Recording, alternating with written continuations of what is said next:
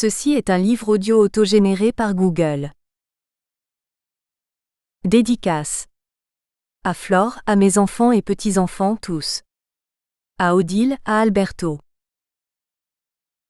Nila casa dil tempu, estea il passado, dibachou di tu piede qui balia. Dans la maison du temps est le passé sous ton pied qui danse. Juan Gelman. Première partie. Identité. 0. 63 semaines dans leur contexte, un point dans l'immensité de la guerre froide. Celui qui est assis en face de moi, à l'autre bout de la table, a consacré 29 années de sa vie à la CIA. Il y a exercé de si hautes fonctions que quasiment aucune partie du monde ne lui a été étrangère, encore moins l'Amérique latine. Ce qui n'est pas peu dire.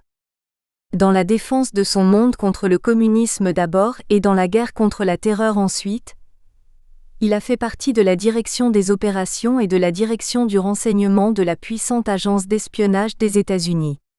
Un poids lourd au visage poupin et aux mains potelées.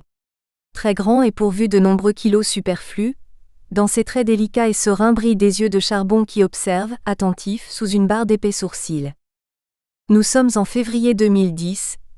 Il a 61 ans et notre conversation se déroule bien loin de l'Argentine et des États-Unis, à Kaboul en Afghanistan. C'est là que je travaille depuis 2003 et lui depuis le 11 septembre 2001. Quoique, actuellement, non plus comme agent secret mais en qualité d'analyste politique et consultant spécialiste de l'Afghanistan, du Pakistan et du contre-terrorisme. À cet égard, rien n'a changé.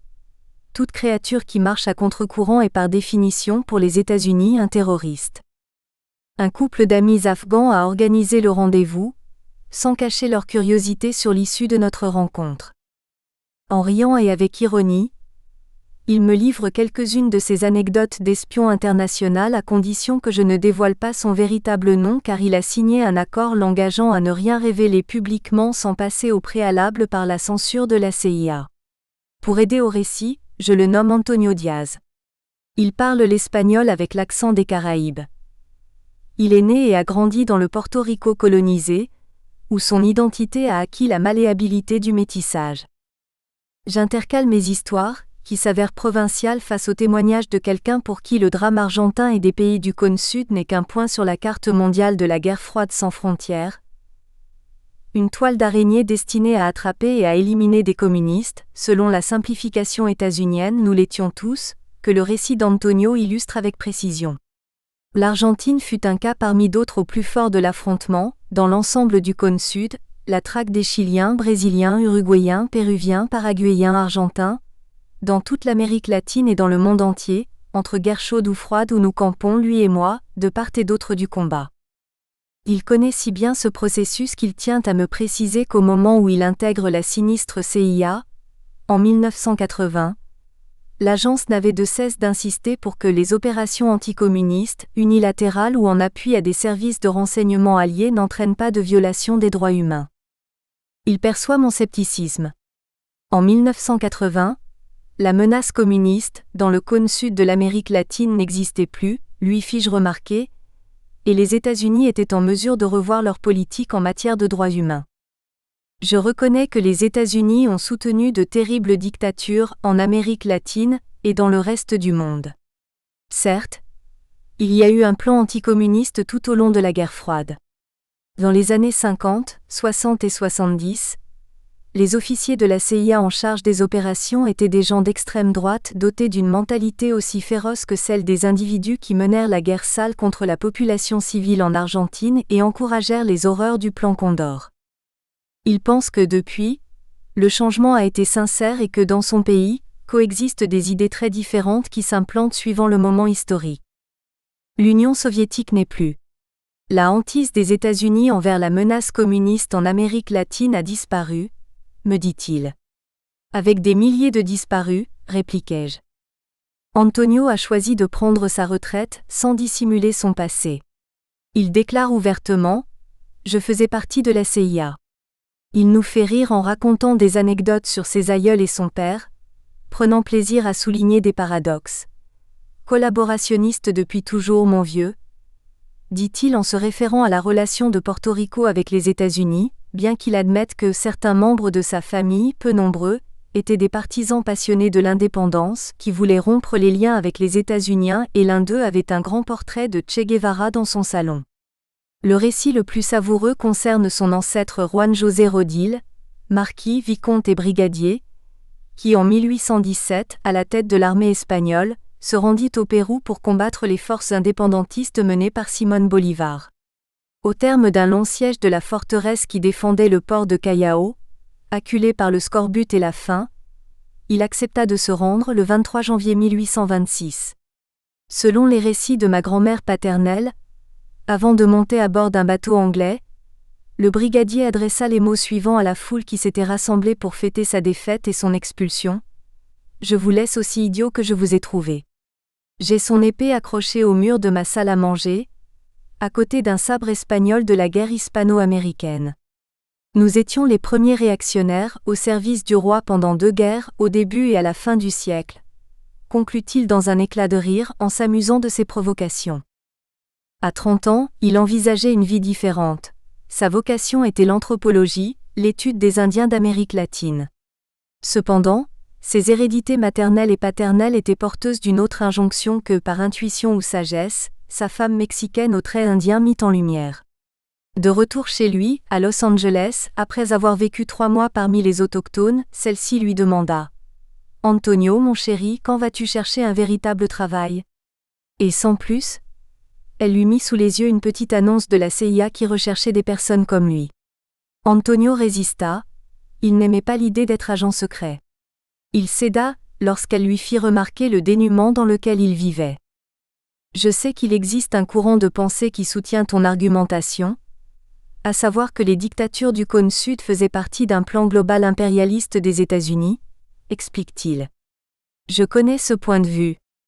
J'ai lu la Vena Abierta de América Latina, et lorsque j'étais étudiant, j'ai vu plusieurs films à tendance gauchiste ou révolutionnaire comme Sangre de Condor. Mais pour moi, il s'agissait d'intérêts réciproques, non d'une relation de maître à serviteur mais d'allié, dont le but était de briser tout mouvement révolutionnaire et obtenir la défaite définitive du communisme en Amérique latine, dit-il. Antonio débuta comme officier de renseignement, et fit carrière. D'abord en qualité d'analyste puis comme agent de renseignement, doté d'une intelligence remarquable. Avec application et méthode, il devint un spécialiste de plusieurs régions du monde. Ce fut en Amérique latine où il débuta ses activités, mettant à leur service sa formation académique exceptionnelle. Alliant la passion au travail et s'adaptant aux circonstances, il réalisa son projet d'étudier les populations autochtones d'Amérique latine. Il écrivit des ouvrages qui firent de lui un pionnier dans l'application de l'anthropologie au domaine du renseignement. Il y ajouta des travaux sur les mouvements insurrectionnels latino-américains, que la CIA jugea essentiels.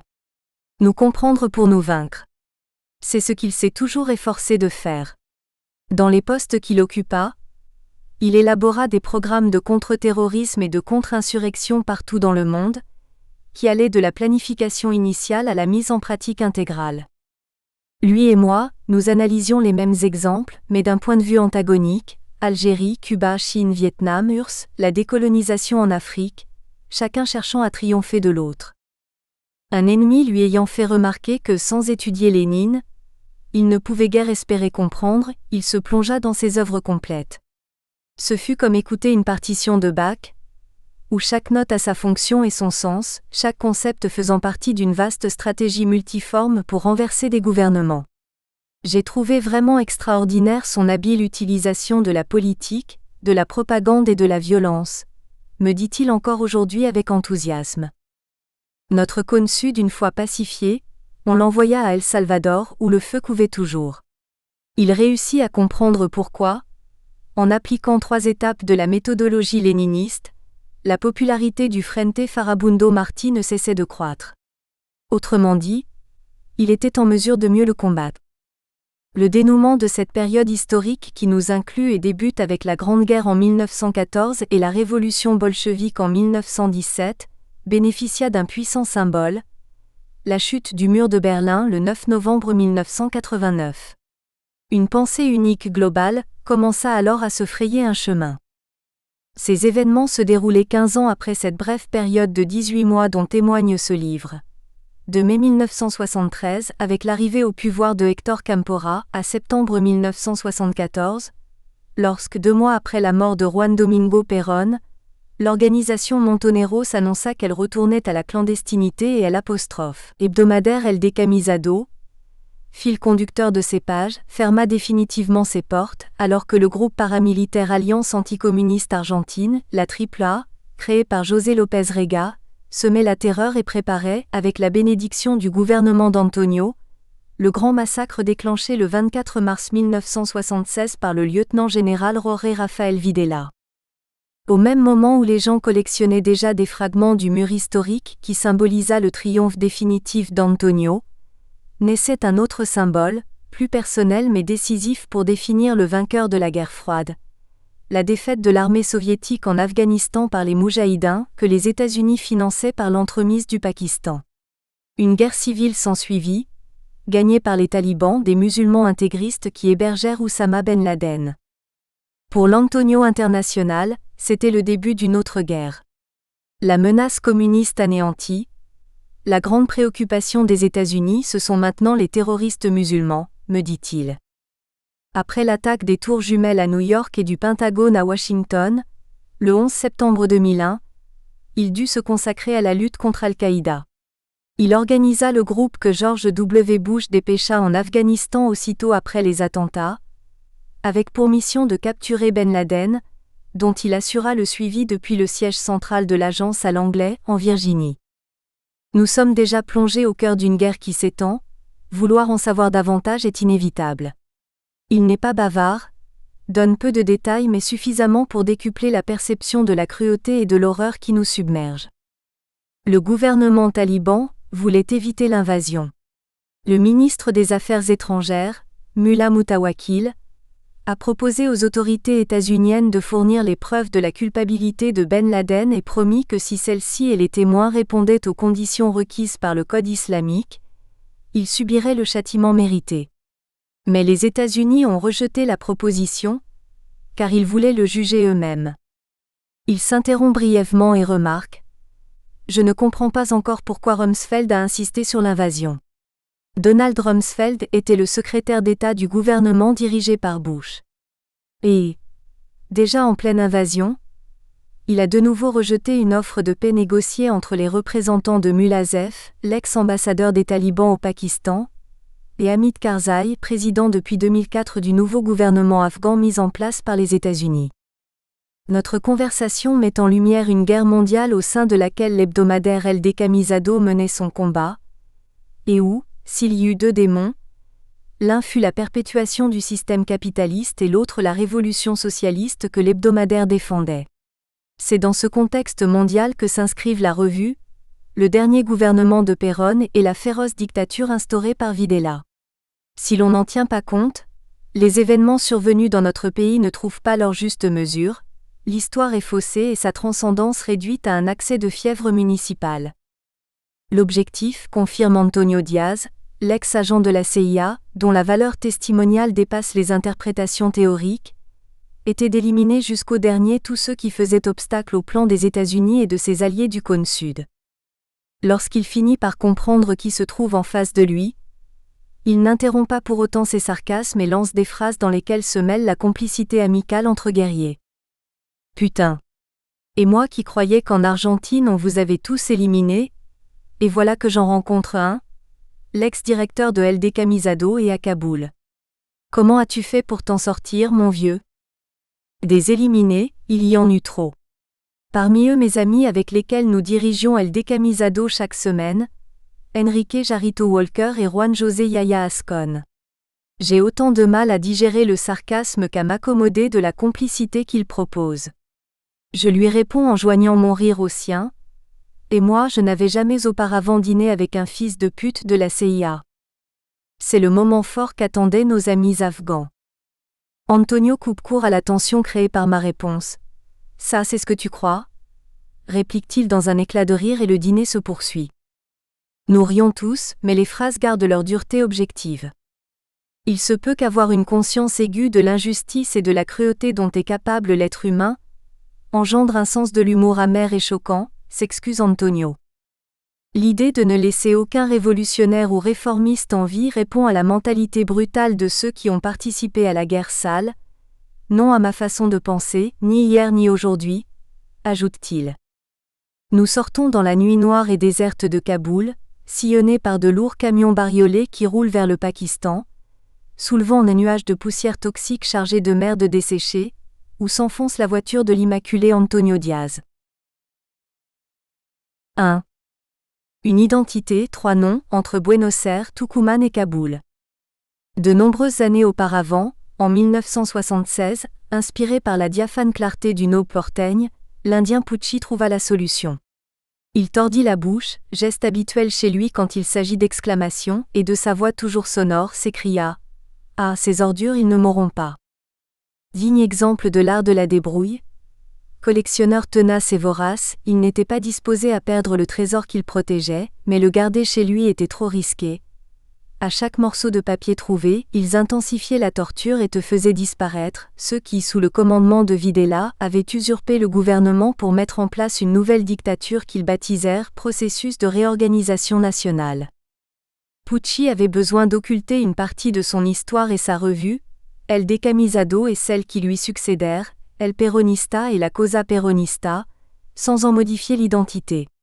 Il y avait travaillé depuis le début, d'abord comme technicien de laboratoire puis photoreporter, son rêve de toujours.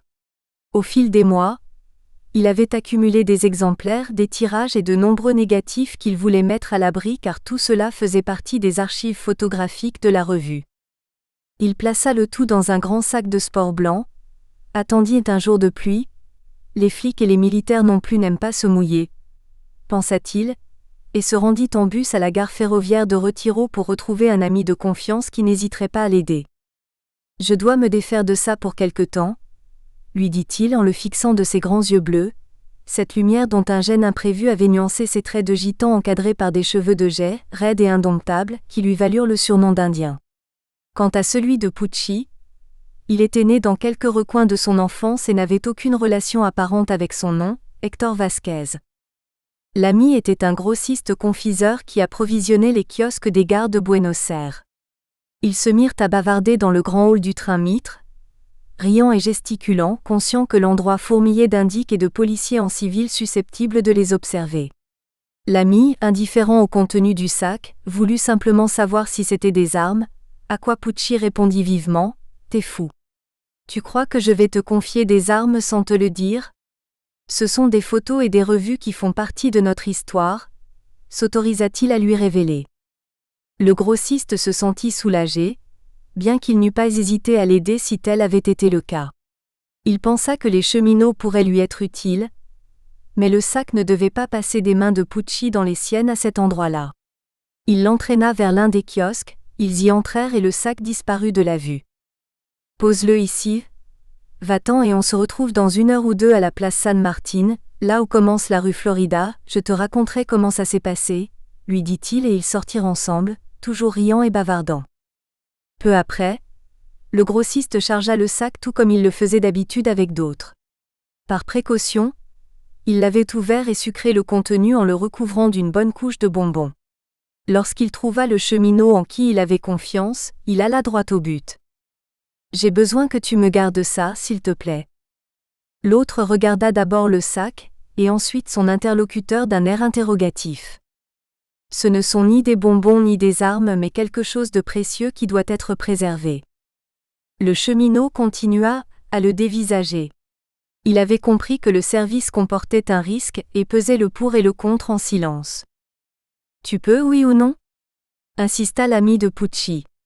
Le sac commençait à devenir encombrant. Ce fut seulement lorsque le cheminot tendit le bras que le grossiste ajouta « Attention, il appartient à Montoneros et il faudra probablement que tu le gardes un certain temps, ça va dépendre de la suite des événements, tu comprends. » Il pensa qu'ainsi personne n'irait ouvrir le sac, et il savait que ces gens-là ne font jamais appel à la police, dit-il à Pucci pour le rassurer quand ils se retrouvèrent plus tard. Près de 4 ans après, vers la fin de l'année 1979, Pucci, calculant que le pire était passé, alla trouver le grossiste confiseur qui partit à la recherche du cheminot. Reviens demain à la même heure, lui dit ce dernier. Comme le cheminot lui remettait le sac, le grossiste ne put réprimer sa curiosité. C'est sans importance, mais où l'as-tu caché? Le cheminot se mit à rire.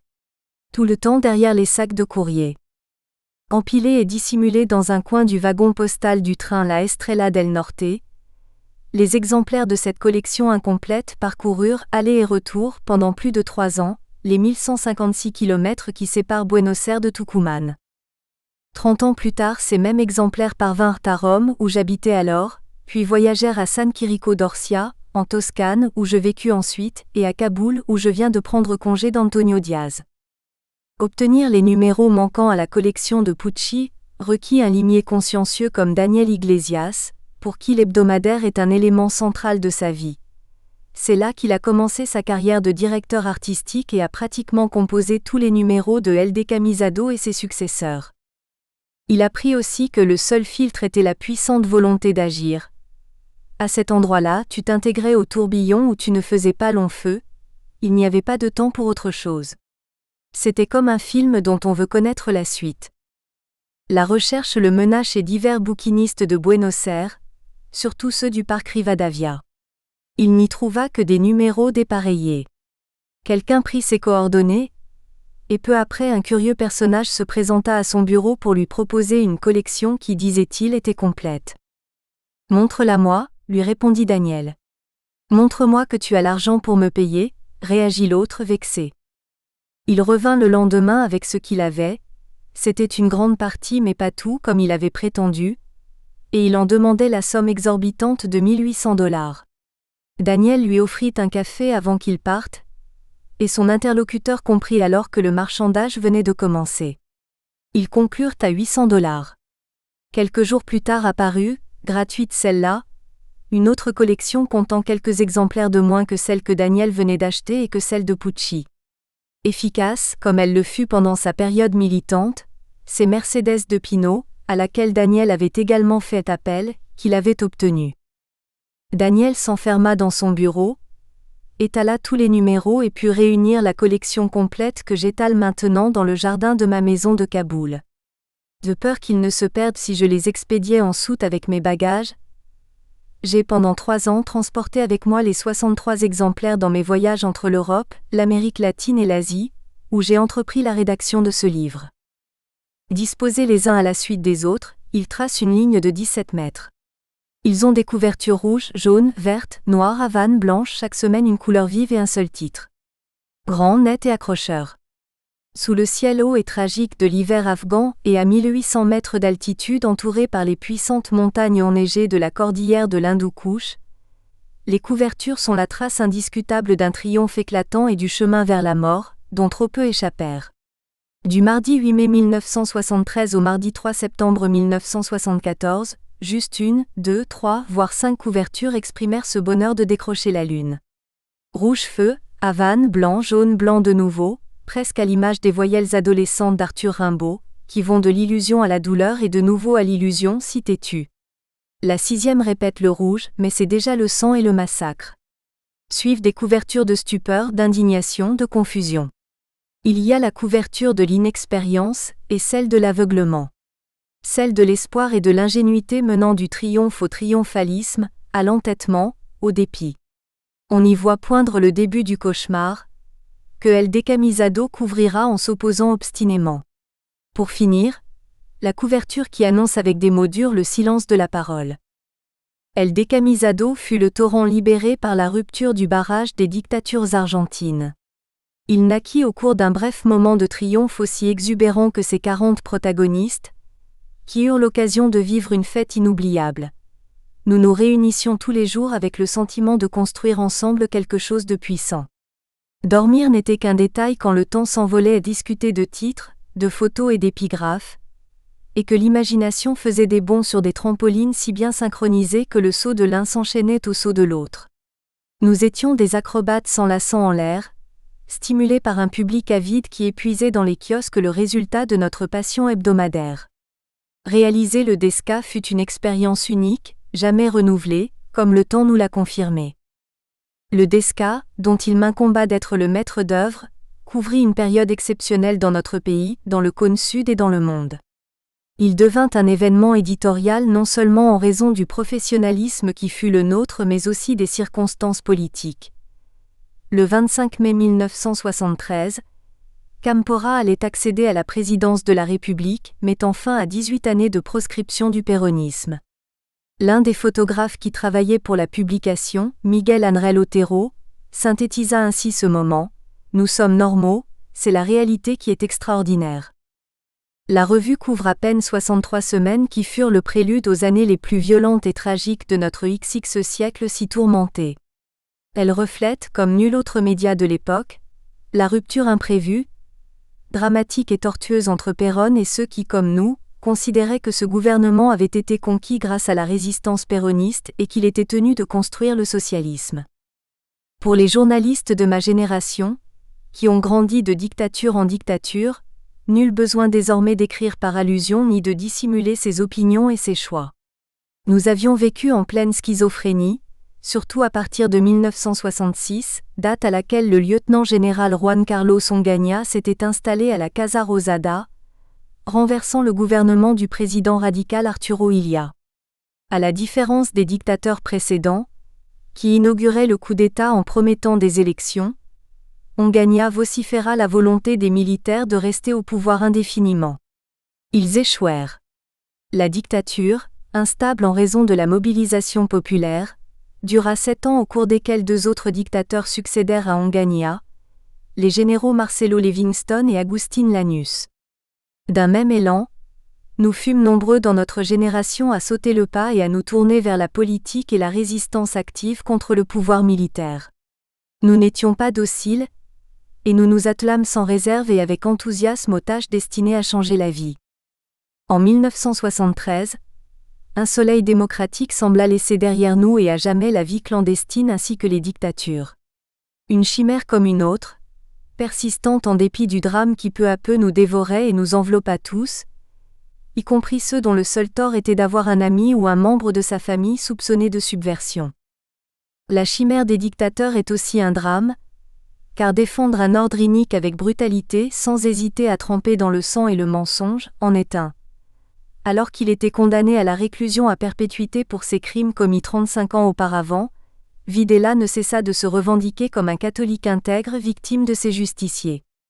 À présent, ses os reposent dans une tombe sur laquelle ses proches et ses partisans peuvent déposer des fleurs. Le poids que portent les miens n'est pas la défaite, qui fut à tel point historique, collective et mondiale qu'elle dissout le drame individuel, mais le deuil que le temps n'estompe pas, et les fleurs dédiées à nos morts, il faut les offrir au vent, au fleuve, à l'océan Atlantique et à la vaste terre anonyme. D'un format un peu moins grand qu'un tabloïd, les 80 000 exemplaires hebdomadaires, avec des pointes à 200 000, s'arrachaient dans les kiosques. Piquer l'exemplaire de celui qui l'avait obtenu avant épuisement était devenu un véritable sport. On calcule que chaque numéro était lu par au moins 10 personnes. 2 millions de lecteurs par semaine. Les écoles dans des endroits reculés du pays s'en servaient pour enseigner des épisodes de l'histoire argentine, dont le texte, rédigé par un maître de la bande dessinée de renommée mondiale, Héctor Oesterheld, s'accompagnait des étonnantes illustrations du talentueux dessinateur et artiste, Leopoldo Duragnona. El Decamisado créa un style nouveau dans le journalisme argentin, que ses ennemis s'empressèrent de plagier.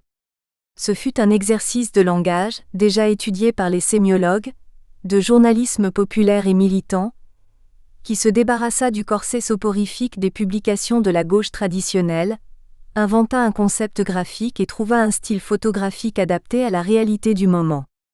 Il était intense, réalisé par des chroniqueurs et des journalistes de talent, de bons photographes et des maquettistes que l'on n'appelait pas encore graphistes ou directeurs artistiques, tous animés de la même fougue pour se rendre là où personne n'allait jamais et passer des nuits blanches aussi souvent que nécessaire. Bien qu'exprimant officieusement une politique, le secret de son succès fut d'avoir fait le choix d'un critère journalistique, auquel s'ajouta la créativité médiatique qui caractérisa les militants de la Juventud Peronista, la jeunesse péroniste (JP), et du mouvement Montonero dans son ensemble. Un autre élément explique sa réussite. Dans ces pages, les pauvres étaient présents comme dans aucune autre publication. Dans la nôtre, les pauvres et les déshérités étaient des combattants.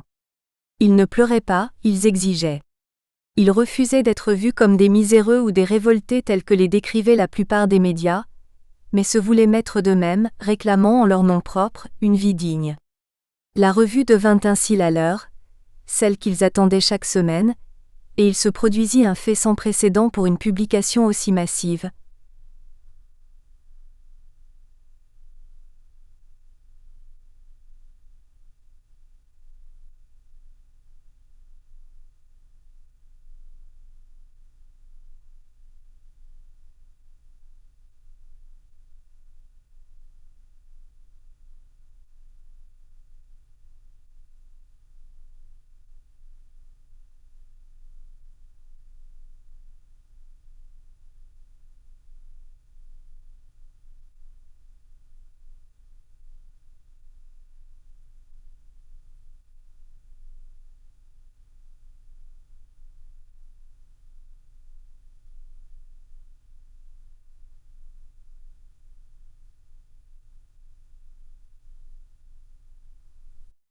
Voilà pourquoi elle fut fermée à 3 reprises.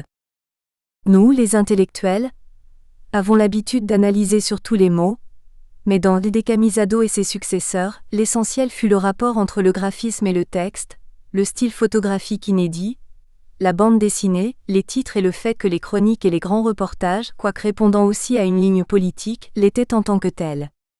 Tout ceci dans un contexte exceptionnel dont ceux qui réalisèrent la revue profitèrent pleinement. Du premier au dernier jour, nous pûmes communiquer et agir sur le plan culturel sans censure ni restriction, alors que l'insécurité grandissait depuis le massacre d'Ezeiza le 20 juin 1973. C'est dans cet espace inhabituel pour notre génération que firent irruption El Decamisado d'abord, Militancia, Ya et le journal Noticias ensuite. Tous, chacun avec ses nuances politiques et éditoriales, selon son origine et ses objectifs divers, reprirent le flambeau de publications anciennes comme Azul y Blanco et d'autres plus récentes telles que Cristianismo y Revolución, le Diario de la CGT de los Argentinos, Crisis, Nuevo Hombre et la revue uruguayenne Marcha. Parmi ceux qui réalisèrent El Decamisado, 14 furent assassinés. Nous, qui avons survécu, conservons l'énergie pour raconter ce que nous avons fait, que d'autres ont analysé sans que jusqu'à maintenant nous ayons livré notre histoire. Pour ce faire, j'ai dû relire toute la collection depuis le début jusqu'à la fin, comme je le faisais chaque semaine avec l'exemplaire encore chaud, au moment où l'on découvre les facéties du fantôme de l'imprimerie. Quoique, plus d'une fois, je me sois senti gêné par un ton et certaines tournures qu'aujourd'hui je n'emploierai plus, elle me raconte à nouveau un moment de gloire, bien d'autres de lutte et les pas hésitants qui ont conduit à une profonde impasse. Je n'ai pas cherché à écrire pour mes contemporains, bien que je pense à eux, mais pour nos enfants et petits-enfants. Ce livre se veut la peinture de la vitalité d'une époque et de ma génération, comme me l'a suggéré Lilia Ferreira, collaboratrice de l'hebdomadaire et compagne du journaliste et écrivain Rodolfo Walsh, en bavardant dans un bar de Buenos Aires. Ce livre manque encore parce qu'il est difficile à écrire, dit-elle avec le laconisme et la concision qui la caractérisaient. La fin des années 60 et le début des années 70 furent un prodigieux moment historique planétaire de synthèse d'une clarté éblouissante. Notre jeunesse fit le reste, sans oublier l'ingénuité qui lui est toujours inhérente. Si parfois nous l'avons perçue, nous l'avons nommée pureté et amour, notion que nous avons choisi de ne pas galvauder par le calcul. Un militant n'est pas un politique. Il s'engage pour une cause dont il n'attend rien d'autre que la joie que lui procure le sentiment de construire collectivement quelque chose de nouveau donnant un sens à sa vie. Ce sont les circonstances qui qualifient de militantisme ce qui devrait être la façon de vivre, ensemble, au bénéfice de tous. Le recul relativement lointain du temps et la relecture de ces 63 semaines permettent de comprendre notre participation à un dénouement que nous ne pouvions considérer comme inéluctable. Les armes de la démocratie, c'était le cas de la brève argentine de Cámpora et surtout du Chili de Salvador Allende, menaçaient les bases d'un système qui n'était pas disposé à mourir. C'est pourquoi les États militarisés d'Argentine, de Bolivie, du Brésil, du Chili, du Paraguay, du Pérou et de l'Uruguay ont traqué, torturé et tué, et pour empêcher ceux qui s'enfuyaient d'avoir la vie sauve, ils se sont coalisés sous l'égide des États-Unis autour du plan Condor. Bien que la réalité elle-même ait mis progressivement en lumière le plan et le rôle de leurs puissants complices, ce n'est concernant notre pays que ces dernières années que nous avons eu accès à des détails documentés, dont l'aval accordé à l'œuvre criminelle de la junte militaire dirigée par le général Videla. De toutes les mémoires possibles, la plus simple mais incomplète est celle que fournissent les chiffres et les documents. Il y a toujours quelqu'un qui les enregistre et les accumule. Il y a aussi ceux qui ont besoin que soient révélées les atrocités occultées, car leur fardeau est trop lourd à porter. Après quoi, quelqu'un entreprend des investigations et découvre la vérité des faits, puis un autre réussit à véhiculer des aveux. Le DESCA, en revanche, est une autre mémoire qui le devient quand on s'y replonge. La réalité de ce que nous ignorions ni ne comprenions acquiert une certaine logique à la lumière des chiffres et des documents dévoilés, lorsque le temps, complice du pouvoir, autorise la divulgation de secrets qu'il occulte afin de protéger les vrais responsables. Parcourir et narrer au présent la chronique vitale et exacerbée que le DESCA a construite, fait que celle-ci soit aussi une œuvre de fiction. Le défi consiste à ne pas trahir la fiction avec les connaissances acquises ultérieurement. Mieux vaut dire tout de suite qu'il est fort probable que j'ai échoué. La mémoire, outre sa fragilité, peut être fantaisiste en reconstituant des faits qui dessinent le fil qui oscille entre ce que nous sommes ou croyons être et ce que nous avons été. Que tout soit tributaire du prisme déformant de notre regard, le savoir populaire nous l'a déjà appris en faisant sien un vers du poète et philosophe espagnol du XIe siècle, Ramón de Campoamor. Mon prisme, rayé au bout de 40 ans de cheminement et avec un regard critique, oppose à l'éventuelle infidélité de la mémoire, les certitudes du ton d'une voix, la lumière d'un instant de frayeur, de joie ou de sérénité, les sensations de la victoire et de la défaite, l'adrénaline de la ferveur ou de l'animal acculé, le souvenir si étonnamment précis de la manière de rire, de gesticuler et de s'énerver d'un ami, d'un camarade ou d'un ennemi, Aube sans nuage du 20 juin 1973 à Ezeiza, le soleil qui inondait mon bureau le jour où José Ignacio Rucci fut assassiné ou par contraste, la quiétude de la maison où Mario Eduardo Firmenich nous racontait comment ils avaient exécuté le lieutenant-général Pedro Eugenio Aramburu. Tout cela, insensible au passage du temps en bien et aussi en mal, m'accompagne et le voici. Dans mon souvenir, les moments vécus auprès des morts qui nous sont chers demeurent aussi intacts qu'eux-mêmes. Le temps ne modifie pas leurs gestes, ne flétrit pas leur peau, n'éteint pas leurs yeux. Ils auront à jamais 20 ans. En écrivant sur ces vivants qui aujourd'hui sont morts, s'insinue la sensation contradictoire de vouloir récupérer quelque chose qui est perdu mais qui est là, qui n'est plus mais qui vit et que pour satisfaire le désir irrationnel de revenir à ce nous, passionné, il suffirait d'étendre les bras, de bouger certaines pièces et de retirer à temps celles qui vont désarticuler l'illusion et tuer mes amis. Le désir ne permet pas de modifier le passé ni de prévoir quel carambolage lointain, aussi infini qu'improbable, décideront d'un présent. Alors, on revient à une douleur sèche. Tout est aujourd'hui et dans notre aujourd'hui de 1973, il y avait trop de choses que nous ignorions et beaucoup que nous étions incapables de comprendre ou d'accepter. Il en allait de même pour d'autres acteurs du moment, dont Perón, le premier d'entre eux. Il savait qu'il précipiterait sa mort en assumant la présidence de la République, et pourtant il n'a pu l'éviter. Il n'y a aucune raison de penser que c'était un allié de ceux qui, avec détermination, voulaient briser le puissant et audacieux élan révolutionnaire des pays du cône sud, puisque le projet anti-impérialiste de Perón ne pouvait pas non plus leur plaire. Pourtant, le général n'a pas voulu, réussi ou su empêcher la tragédie en gestation. Aussi, le prisme de ma mémoire est le seul qui nous reste. Les deux autres avec qui l'écriture de ces pages aurait pu être une nouvelle aventure collective, Jarrito et Yaya. La dictature les a fait disparaître le 17 juin 1976 et le 18 mai 1977. Seuls nous trois avons eu la vision de cette revue, du commencement jusqu'à la fin. Comme les caprices de la mémoire ne justifient pas l'oubli, et que je suis le seul qui reste pour tout raconter, solitaire devant l'écran, j'ai pris d'assaut les mots capricieux et fuyants en m'employant à trouver les termes exacts pour transmettre des saveurs et des états d'âme qui constituent ce que nous avons été. Si je deviens trop solennel, c'est Yaya qui me donne une petite tape sur la nuque. Si je force sur l'ironie, c'est Jarrito qui me regarde en fronçant les sourcils et le geste de dire « Tu crois ?» Nous étions durs, pas cyniques. Ceux qui n'ont pas disparu et conservent leur propre prisme ont été indispensables. Avec certains, nous avons pu affronter l'exercice que nous n'avions pas fait 40 ans plus tôt, lorsque nous chevauchions la crête de la vague, à savoir conceptualiser ce qui a jailli spontanément, sans théorie mais pas en dépit du bon sens, car si l'hebdomadaire a marqué l'histoire, c'est également grâce au professionnalisme de ceux qui y ont collaboré. Ainsi a surgi ce kaléidoscope d'une époque aussi brève que décisive, à laquelle je n'ai fait qu'ajouter comment et pourquoi nous faisions la revue, et de quelle manière nous avons résolu sur le plan éditorial, des dilemmes politiques dramatiques pour lesquels le scénario préalable ne me permettait plus de comprendre que diable faisait Péronne contre sa jeunesse merveilleuse.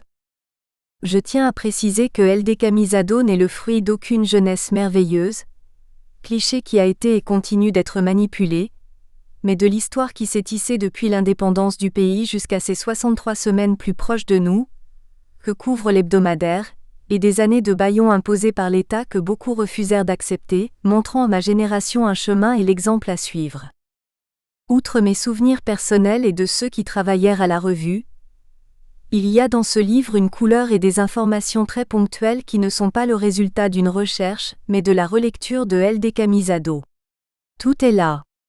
Je crois que quasiment aucun article n'a été publié sans que je n'en lise l'original, et jusqu'à ce que le risque l'ait rendu impossible, nous avons lu ensemble avec Jarito, Yaya et Daniel Iglesias, les textes déjà composés, prêts à être imprimés. Me relire presque 40 ans après provoque des effets collatéraux, dont celui entre autres de me sentir parfois un peu gêné pour nous, de la logorée militante, alors que, au bout de tant d'années d'adjectifs frustrés, nous avons abouti à des textes décharnés. Comme si déjà nous n'osions plus défier l'espérance. L'exercice de nous regarder et de me regarder impose aussi un défi particulier.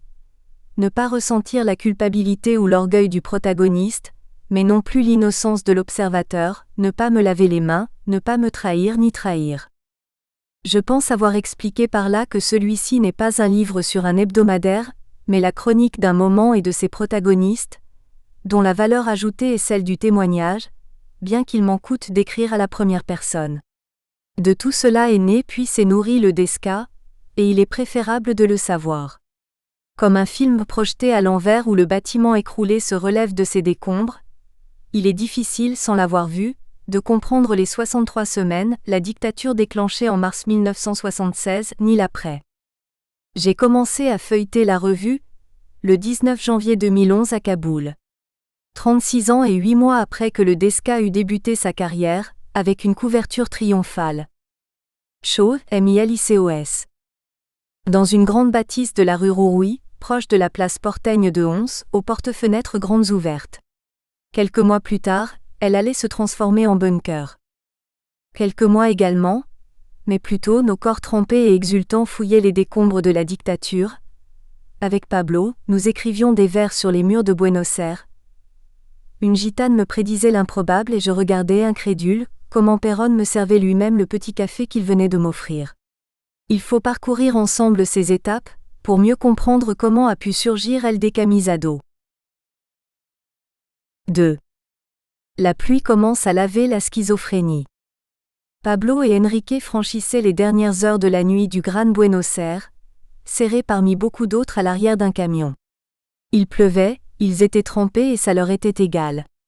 À chaque coin de rue, les lampadaires transformaient la pluie en un rideau de petites lumières enchaînées. Du sang, de la sueur et du sexe, criait Pablo en modifiant la fin de la célèbre phrase de Winston Churchill quand celui-ci annonça les larmes britanniques que ferait couler la Seconde Guerre mondiale. Vive les animaux, compléta Enrique, provoquant chez Pablo son geste interrogatif coutumier.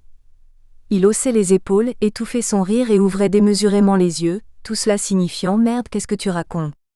Enrique ouvrait la bouche et buvait la pluie, dont les grosses gouttes roulaient sur la calvitie naissante de Pablo. Enrique avait voulu dire que ce moment n'était que pure énergie et sensation, que l'esprit était au repos et que, trempés, chantant et secoués au rythme des nids de poules, nous étions nombreux à vivre un moment politique culminant qui libérait aussi notre sensualité. Les yeux bleus d'Iné brillaient, et le rire si blanc et étonné d'Elsa nous illuminait. Le camion avançait en cahotant, mais celui qui conduisait ne lâchait pas l'accélérateur. Les rues étaient désertes et nous appartenaient comme la nuit et la pluie. Ce n'est qu'en nous rapprochant d'Ezeiza que commencèrent à apparaître d'autres camions chargés comme le nôtre, puis des gens à pied de plus en plus nombreux. « On arrête !» cria alors notre conducteur et il se gara sur le côté tandis que, trempés et riant, nous nous mêlâmes à la foule des marcheurs qui s'étaient déjà mis à chanter. C'était le 17 novembre 1972 et nous allions à Ezeiza, car Juan Domingo Perón revenait, après presque 18 ans d'exil. Il nous confirmait ainsi la fin de cette dictature dont l'arrogance brutale avait radicalisé les réponses, et fait naître sa jeunesse merveilleuse. C'était un triomphe que la nuit blanche, la pluie et les gens exaltaient. Le jour se levait et il pleuvait toujours lorsque les militaires du dictateur de service, le général Lanús, empêchèrent notre progression vers Ezeiza. De l'eau verticale nous passâmes à l'eau horizontale. Nous empruntâmes un bras de la rivière Matanza pour le traverser, de l'eau jusqu'à la poitrine, essayant vainement de tromper les soldats. Il fallut accepter qu'il nous serait impossible d'arriver à Ezeiza, et en proie à une grande frustration, les gens commencèrent à se disperser. Rares furent ceux qui réussirent à voir Perón, si ce n'est en photo et à la télévision.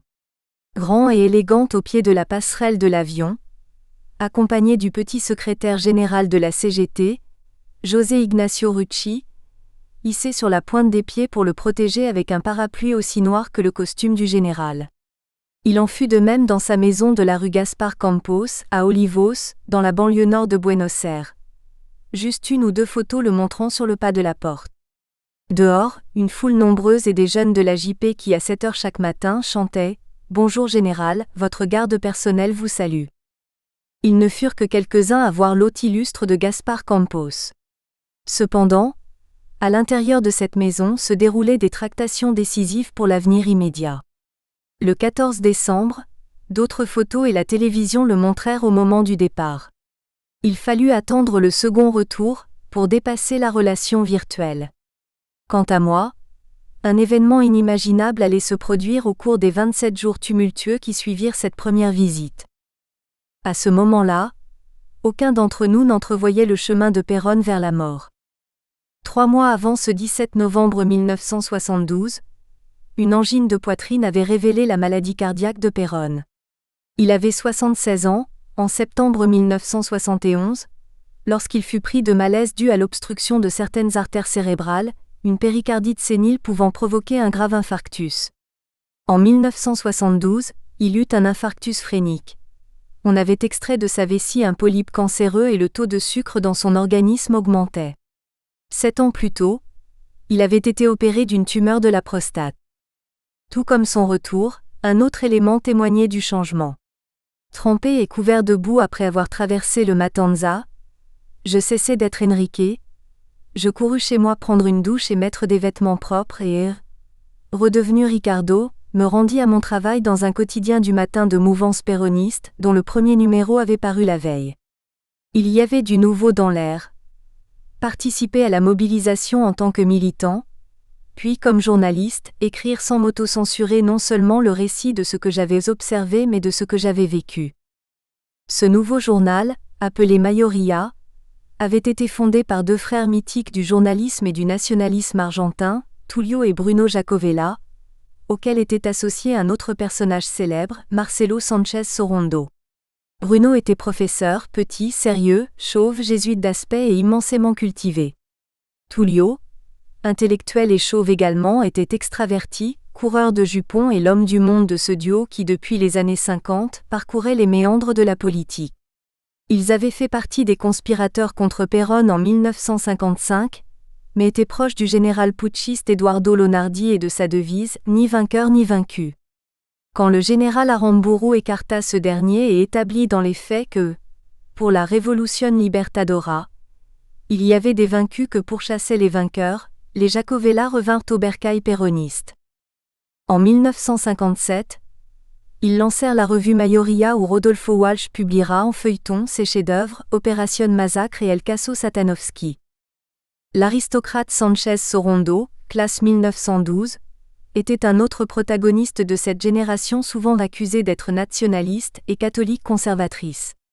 Correspondant pendant la guerre civile espagnole, professeur de droit constitutionnel, il avait fondé, en 1956, une autre publication qui est restée dans les annales du journalisme politique argentin, Azul y Blanco. Elle lui valut d'être incarcéré aussi bien par les gouvernements militaires d'Aramburu et Onganía que par celui d'Arturo Frondizi, élu en 1958 grâce au vote du péronisme proscrit depuis 1955. En octobre 1972, les Jacobellas dépoussiérèrent la marque qui leur appartenait pour lancer un journal qui revendiqua le retour de Perón et accompagna le péronisme sur le chemin des élections de mars 1973. Pour la plupart des très jeunes journalistes de la gauche péroniste qui y travaillaient, les Jacobellas, Sánchez Sorondo et autres décideurs de la ligne éditoriale du journal étaient des hommes âgés que nous observions avec curiosité et la conviction qu'ils n'avaient pas grand-chose à voir avec nous, même s'ils nous offraient la possibilité d'écrire des articles et de le faire comme jamais auparavant. Dans notre groupe, plusieurs étaient identifiés comme appartenant au combatif bloc péroniste de presse et à la JP, et on ne comprenait pas bien pourquoi cet autre péronisme, qui nous semblait peu compatible avec l'époque, nous avait engagés. Il y avait parmi nous Leonardo Betanin, qui en mars 1973 sera élu député. Simple reporter au journal, il était très respecté dans les milieux militants et omniprésent dans toutes les réunions de coordination possibles et imaginables. Cela lui avait valu le surnom de Perejil, persil, par allusion à cette plante qui pousse partout. Parmi les Perejil, les persils, Leonardo était El Perejil, le persil. Au bout d'un certain temps, Leonardo et tous ceux du bloc péroniste furent licenciés. Je conservais mon poste car mon activité militante n'était pas connue, et aussi grâce à la protection du secrétaire de rédaction, Renato Ciruzzi, mon premier chef au début de ma carrière de journaliste avec Bernardo Neustadt à la revue mensuelle Extra. 3. De l'identité poétique à Perón et à El Decamisado. À la fin de l'année 1972, nous militions déjà depuis 2 ans à Villa Martelli, un quartier ouvrier flanqué d'un bidonville en grande banlieue de Buenos Aires, d'où nous avions entrepris la marche vers Ezeiza. Nous formions un groupe d'une vitalité extraordinaire. Elsa Claudia Prince, Inès Graciela Iturraspe, les Villero Manuel et Matteo dont c'étaient les véritables noms, Pablo et moi. Nous avions réussi à faire de notre activité militante un jeu quotidien auquel nous ajoutions secrètement de la créativité et de la poésie, tous unis dans le désir de faire naître et de refléter la beauté. Chacun savait peu de choses de la vie de l'autre, mais c'était sans importance puisque la vraie vie était celle-ci. Que l'on soupçonnât que j'étais journaliste était inévitable car depuis 1969, je m'occupais de la publication de la Juventud Peronista de Vicente López, nom sous lequel les militants d'Action péroniste, embryon de l'organisation politico-militaire Decamisados, nous faisions du travail politique dans la zone nord du Gran Buenos Aires. Le journal était imprimé tous les 15 jours dans un endroit sûr, et tenait lieu de carte de visite pour les autres organisations du péronisme, mais il était surtout destiné à être distribué de porte à porte. On ne savait jamais à quoi s'attendre quand la porte s'ouvrait. Et bien que cela ajoutât de l'adrénaline à l'expédition, ce n'est que rarement qu'il fallait déguerpir en vitesse. Nous tissions des liens avec des gens simples mais aussi avec des vieux résistants, des chefs de quartier, des syndicalistes, étendant ainsi la toile d'araignée de la résistance organisée. Ceci se passait avant Villa Martelli, et c'est avec un autre groupe que nous militions, surtout à Monroe, un quartier périurbain de la capitale, où je frappais aux portes avec Fernando Fosforito Crespo et Juan José Yaya Ascon. Au-delà des structures nationales des syndicats et du Partido Justicialista, Parti justicialiste, le PJ, la force du mouvement péroniste résidait dans les quartiers populaires et les usines. Les syndicats et le PJ négociaient des bribes de pouvoir avec la dictature, à différents niveaux de complicité. Ils luttaient pour répondre aux besoins de la réalité quotidienne locale, où l'avis du chef de quartier et des délégués syndicaux était prépondérant. Ces pouvoirs locaux résumaient l'histoire et l'hétérogénéité du mouvement. Là se jouait l'hégémonie des groupes qui allaient de la droite du péronisme, Guardia de Hierro, Commando de Organización ou Demetrios, à la gauche, représentés par la JP et les groupes liés aux organisations armées, engendrant des réunions de coordination politique où le débat révélait l'idéologie de chacun. Dans le projet de l'organisation des Camisados, où je militais, le travail politique de terrain et dans les usines était essentiel. Bien qu'ayant fait le choix de la lutte armée contre la dictature, des Camisados considéraient que celle-ci devait s'ancrer dans des revendications spécifiques, afin de démontrer que l'espace pour la lutte légale était très réduit. Ce qui, en affrontant le pouvoir militaire sur son propre terrain, ne pouvait qu'accroître la violence de la lutte. C'est pourquoi le travail politique de base était aussi cohérent qu'indispensable à l'action des combattants. Cette relation intime entre politique territoriale et action militaire amena des Camisados à s'opposer à la théorie du fauquisme, dont la version contemporaine était issue de la révolution cubaine et avait été préconisée par Che Guevara et par l'intellectuel français Régis Debray dans son livre La Révolution dans la Révolution, qui fut le bréviaire de nombreux guérilleros latino-américains.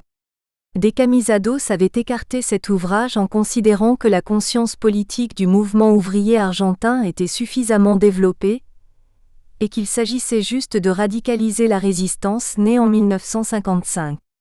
Ce fut l'innovation qu'introduisit des Camisados dans le paysage de la résistance péroniste armée, et dans la discussion théorique qui avait lieu à l'époque. Pour cette organisation, la D en jargon guérillero, Montoneros était fauquiste. Ce groupe avait été fondé par de jeunes politiques, dont certains de ceux qui rejoignirent le péronisme révolutionnaire provenaient de la démocratie chrétienne, comme Norberto Cabezón Abeguer, Horacio Hernán Mendizabal et Oscar Sordo de Gregorio. Il y avait une autre différence significative. Dans les slogans de Decamisados, la mort n'était pas présente. Ils ne proposaient pas Patria o muerte, la patrie ou la mort, ni Perón o muerte, Perón ou la mort, comme d'autres groupes, mais Perón vuelve, Perón revient, et vencirmos en un año o en 10 pero vencirmos. Nous vaincrons dans 1 an ou dans 10, mais nous vaincrons. Cette dernière devise exprimait l'idée que la guerre populaire pouvait être prolongée, comme cela avait été démontré en Chine. Si en théorie nous étions tous d'accord, dans la pratique nous prenions pour exemple la victoire éclair des révolutionnaires cubains. Nous étions prolongés dans les mots mais immédiatistes et volontaristes, dans notre manière d'agir et de vivre, où s'articulaient les éléments moraux de l'homme nouveau, que chaque militant devait incarner et dont l'objectif politique à court terme était lucha y vuelve, lutte et revient. Perón avait contribué à la construction du mirage. En revenant au pouvoir, c'est lui qui allait diriger la construction de notre version vernaculaire du socialisme. Pour cela, nous étions prêts à donner notre vie et à vivre de manière accélérée et provisoire. Voilà pourquoi sans doute, d'aucuns ont voulu décrire notre génération comme éprise de la mort. Ce qui est faux. Nous admettions seulement que du fait de notre choix, les dictateurs auxquels nous nous opposions aient voulu nous éliminer. Pendant la journée, chacun se rendait à son travail. Le soir et les fins de semaine, nous allions sur le terrain ou assistions à des réunions de coordination avec des groupes politiques et universitaires. Le choix de la lutte armée contre la dictature était une discussion qui ne cessait de s'amplifier, si bien que, en 1970, une assemblée multitudinaire fut organisée pour débattre de ce seul sujet. 2 éléments vinrent nourrir le surréalisme de la situation. D'abord, le siège de la Grande Réunion, une salle gigantesque au rez-de-chaussée du séminaire catholique de Villa Devoto, un quartier populaire de Buenos Aires qui abritait également la prison du même nom. Ensuite, et cela nous ne l'avions pas tous prévu, comme chaque groupe ou participant devait voter à main levée s'il était en faveur ou non de la lutte armée, ceux qui votaient oui, combattants ou non combattants, passaient automatiquement à la clandestinité. Des leaders étudiants, à l'exemple de Julio Barbaro, défendirent le non. Decamisados soutint l'option politico-militaire. À la sortie du séminaire, vu que la plupart nous fréquentions et connaissions nos noms et prénoms, nous devînmes des semi-clandestins. Par conséquent, même sans être fichés ni recherchés par la police ou les militaires, il valait mieux que tes camarades ignorent ton domicile et, ce qui s'avéra être une complication majeure, aussi ta famille, car si l'un de nous était arrêté et dénonçait quelqu'un, c'est chez ses parents qu'on irait d'abord le chercher. Avec Pablo et le reste du groupe, le concept « réorganiser le réseau de la résistance » nous paraissait insuffisant. Pour nous, il s'agissait aussi de réorganiser l'existence. Il faut affoler Descartes.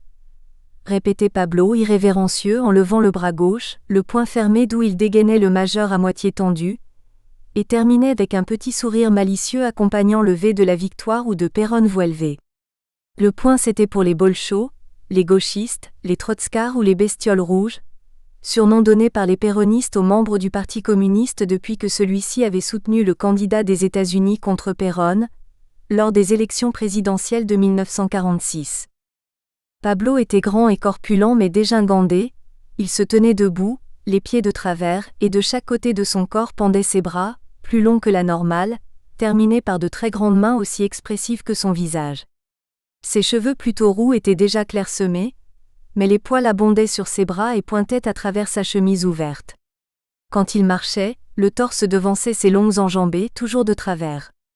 Les lèvres charnues, toujours prêt à rire, car face à la plupart des choses dites sérieuses, c'était l'ironie, le sens de l'humour et observer leur aspect caché qui l'emportait. On jouait avec les mots, et un de ces jeux consistait à inventer le superlatif du superlatif. Les militaires étaient ultra méchantissimes, une femme pouvait être très séduisantissime, et un camarade dépourvu de sens de l'humour était extraordinairement super con. Ce fut lors d'une de ces réunions nocturnes, où nous discutions de notre activité militante de terrain que nous nous retrouvâmes autour de la poésie. Le chef de notre groupe était souvent trop sérieux, et n'aimait pas perdre de temps.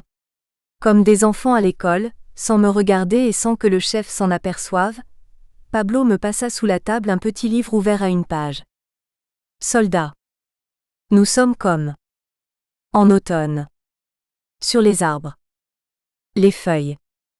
Je reconnus le poème de Giuseppe Ungaretti, et lui rendis le livre ouvert à la page du Vagabundo, en lui indiquant les derniers vers. Jouir d'un instant. Seul de la vie. Initial. Je cherche un pays. Innocent. Les poèmes, surtout le second, résumaient bien ce que nous sentions, recherchions et pensions. Il était possible de percevoir une minute de vie initiale et se retrouver dans ce pays innocent que nous étions ou souhaitions être chacun de nous, les militants. Nous scellâmes un pacte de poésie et dès lors organiser la résistance et réorganiser l'existence, intégrèrent l'art et l'esthétique. Nous décidâmes de nous approprier les murs pour écrire des poèmes, et pas juste des slogans. La résistance-existence exige de la poésie, disait l'un, et les manifestations de la chorégraphie, ajoutait l'autre. Nous le ferons à la nuit tombée, avons-nous décidé avec Elsa et Iné. Un groupe brandissant des torches s'engagera dans une rue ainsi que d'autres groupes dans d'autres rues, jusqu'à converger au centre pour former une seule colonne qui marche en arborant des flammes. Nous agissions selon une conviction. L'art illumine la vie et l'esthétique est un mode de communication mobilisateur qui doit nourrir notre action militante quotidienne. La nouveauté qui permettait cette audace c'était qu'il n'y avait déjà pratiquement plus de contrôle de police, et la nuit n'opposait aucune limite à notre volonté d'allier les passions personnelles au travail politique. Alors, nous avions l'habitude de rester éveillés jusqu'aux aurores.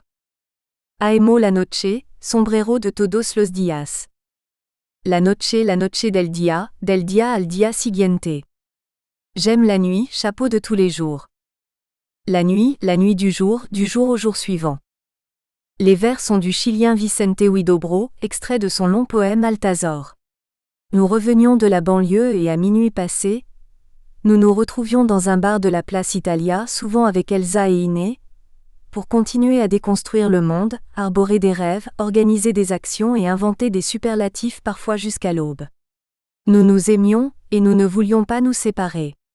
Être militant était l'attitude la plus cohérente et créative. Et entre clopes, café et bière s'entrecroisaient non seulement des discussions politiques mais aussi des échanges sur notre vie quotidienne. Certaines conversations caractéristiques de la classe moyenne irritaient Pablo. En une seconde, abracadabra, et voilà que surgit l'impératif moral. N'importe quel travailleur pourrait aussi choisir de rester à glander dans sa baraque en tôle sans sentiment de culpabilité, psychanalyse, Perón, Marx ni évangile. Nous faisons de la politique, pas de la psychothérapie, disait-il. Quelqu'un insista. Mais ils ne peuvent pas choisir de ne pas être ouvriers. Pablo trouva la faille pour riposter. Exact. C'est pourquoi, quand nous discutons d'un point de vue moral s'il faut ou non se prolétariser, on se trompe. Si je peux choisir, je ne serai jamais ouvrier quand bien même je devrais travailler à l'usine. La décision de le faire ou non est politique. Est-ce utile pour nous que j'aille travailler à l'usine? Concrètement, pourquoi et dans quel but? Si les réponses sont claires, je le ferai. Plus tard, l'époque du Desca déjà révolue et en 1976 sous la botte de Videla, Pablo trouva les réponses claires et alla travailler dans une usine de la zone nord du Gran Buenos Aires. Un jour, en terminant son service, il aperçut dans la rue des individus dont la tête ne lui revenait pas. Il se dépêcha de gagner sa Fiat 600 garée à proximité, s'installa au volant, enclencha la première et démarra à fond. Son grand corps n'était pas adapté à cette petite voiture. Il perdit le contrôle. Sa fuite se termina contre un arbre et lui à demi assommé par le choc. Les individus le rattrapèrent. L'un d'eux lui déchargea une balle de pistolet 45 dans la tête. Un soir, comme les autres commençaient à partir, nous restâmes avec Pablo pour un dernier café dans ce bar poisseux. Toujours exalté, il prit une serviette en papier et griffonna ce poème. Il n'était pas rare qu'il ait fait cela.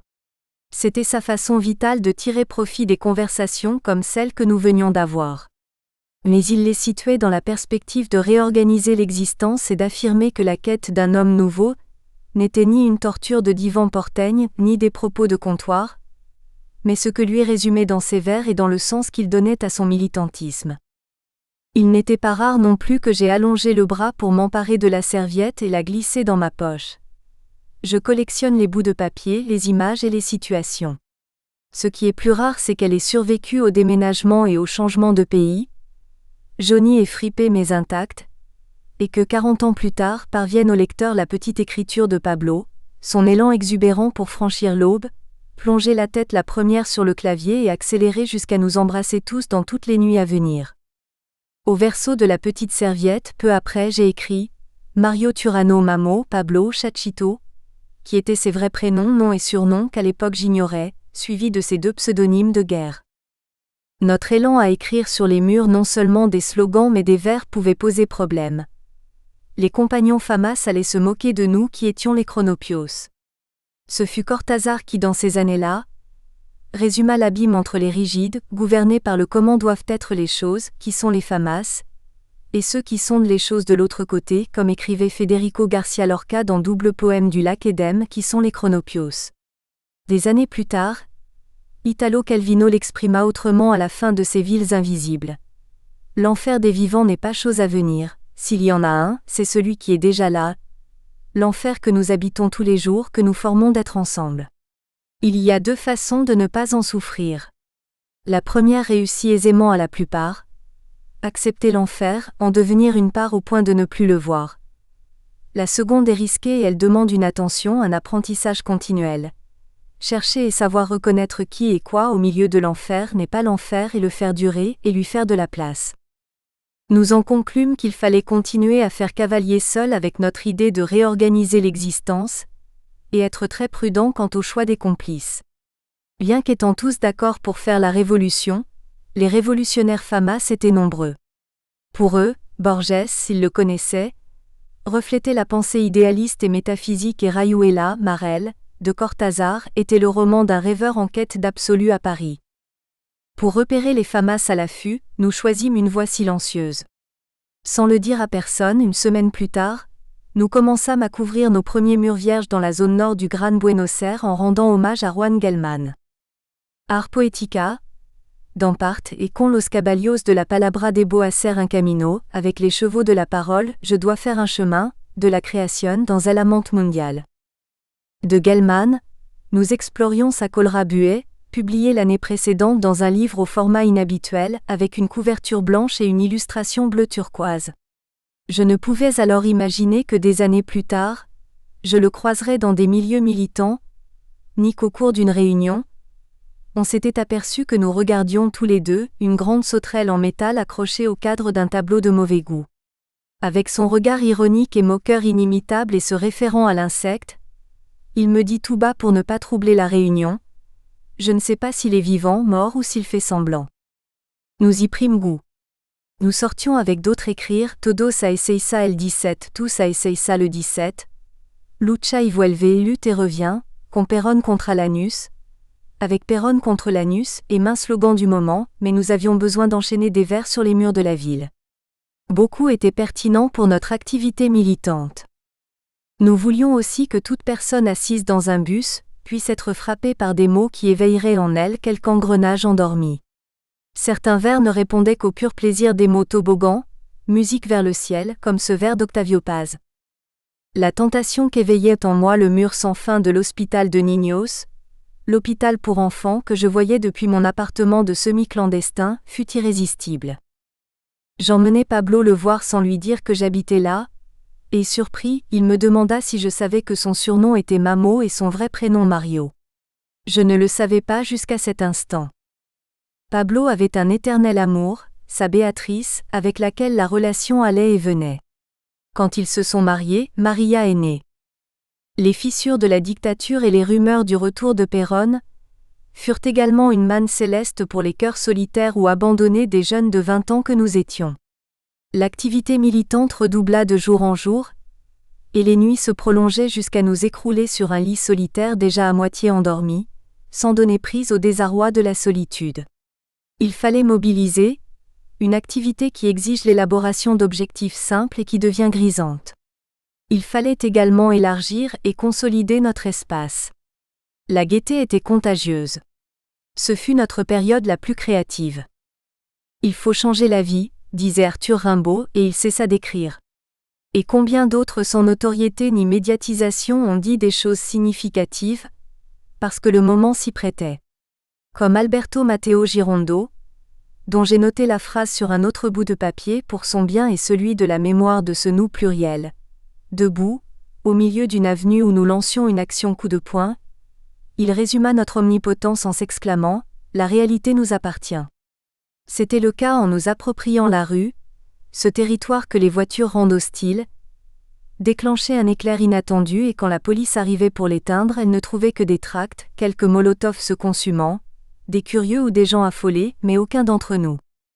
La réalité appartient à celui qui décide de l'embrasser, pour la défendre ou la modifier. Le Desca allait être cela. L'expression de ce que l'on voulait changer et le dire, non plus clandestinement mais avec des milliers d'exemplaires et 2 millions de lecteurs par semaine qui percevaient ce « elle nous appartient », car dans la revue nous leur montrions comment se l'approprier. Nombreux étaient les mots capables de provoquer un déclic magique, qui faisait pivoter la scène et montrait une logique différente. Le déclic était simple car c'était une époque encline à trouver le mot juste pour la qualifier, et comme un éventail, déployer une autre réalité possible que nous ne pouvions pas ne pas aimer. Elle était indéniablement meilleure que l'autoritarisme, la répression, la proscription, l'opus dei comme mesure de la vérité et de la justice. Tout était si mûr qu'un déclic succédait à un autre, simple, évident, et les éventails se multipliaient en produisant un souffle que nous appelions le souffle de l'histoire et auquel nous offrions nos voiles déployées. Avec les livres du Brésilien Augusto Boal en main, Théâtre de l'opprimé, Théorie et technique du théâtre latino-américain, une révolution copernicienne à l'envers, entre autres, notre groupe commença à monter des pièces dans les quartiers populaires, avec leurs habitants comme scénaristes et acteurs de leurs propres drames. Boal, dans le sillage de l'allemand Bertolt Brecht, résumait son point de départ en une phrase. La question n'est pas de montrer des choses vraies mais de montrer comment sont vraiment les choses. Mettre cela en pratique était une activité collective qui provoquait chez les acteurs et le public de la colère, de l'espoir et de l'action. Cela impliquait de conceptualiser avec les participants la vérité des choses et de les recréer. Aux compagnons FAMAS, nous disions que l'on pouvait ainsi attirer et mobiliser plus de monde, ce qui était le cas, mais eux ne pensaient qu'à la résistance alors que notre groupe, en silence, disait que c'était aussi pour libérer l'existence. Un autre Brésilien, Paulo Freire, ouvrit un espace immense avec sa critique du système éducatif, en proposant un autre à l'opposé encore en vigueur, qu'il appliquait surtout à l'instruction des analphabètes. L'éducation officielle est bancaire, disait-il. Un enseignant dépose dans la tête de l'enseigné des concepts qui sont abstraits car ils ne correspondent pas à sa réalité quotidienne. De sorte que dans l'acte d'enseigner, le maître et l'élève n'ont pas de contact entre eux, aucun ne remet l'autre en question et la matière de la vie réelle, comment sont vraiment les choses, reste de l'autre côté de la porte, expliquait-il. Sa méthode, en revanche, oblige le maître à étudier le contexte dans lequel il agit. Pour en saisir les clés, il a besoin que l'étudiant les lui remette et les rôles s'inversent constamment. Dans ce jeu, le maître est l'organisateur conscient d'un exercice créatif. Avec Flora Castro comme coordinatrice, elle était la femme du Cabezón Abeguer, nous utilisions à Decamisados les enseignements de frères pour organiser des cours à l'intention des analphabètes politiques aux origines sociales diverses. Tout nourrissait la pensée critique, car l'attitude critique était un buvard qui assimilait aussi bien l'éphémère que le transcendant.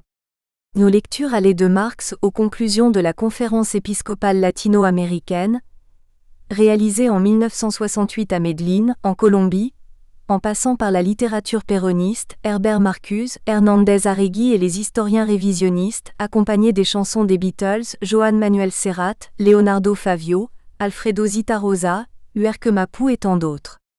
Il y en avait pour tous les goûts. Sans compter que la Bible et le caléphone marxiste s'étaient donné la main lors de la conférence épiscopale. L'attraction et l'influence de la révolution cubaine étaient puissantes. Comment pouvait-il en être autrement ? Elle était pour nous comme un laboratoire, où prenaient forme beaucoup de nos rêves. Démocratie ? Ce n'était pas un horizon indispensable à leur réalisation, pas la démocratie libérale des partis politiques que Perón avait vidée de son contenu depuis 1945, et qui ne signifiait pour nous qu'une parenthèse entre coup d'État et coup d'État. L'homme nouveau, voilà ce que nous disaient les Cubains et les prêtres. La joie jaillissait du sentiment que notre action contribuait à inventer un monde différent, où chacun pourrait devenir meilleur. Notre moteur, notre inépuisable énergie, c'était cela. Si le marxisme-léninisme apparaissait comme la théorie nécessaire, vas-y pour Marx et Lénine, plus fidèle est le Tché. Si l'Église catholique redessinait Jésus-Christ avec des emblèmes d'hommes nouveaux, vas-y pour l'Église.